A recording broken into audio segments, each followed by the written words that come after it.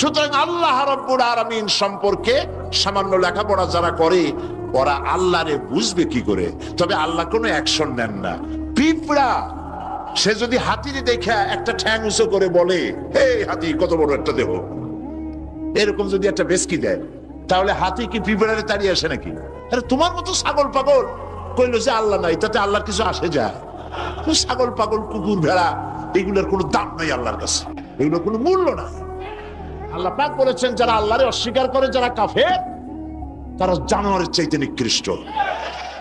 তারা হচ্ছে পৃথিবীর সমস্ত সৃষ্টি জগতের মধ্যে নিকৃষ্ট হচ্ছে তারা, যারা কাফের, যারা আল্লাহকে অস্বীকার করেছে।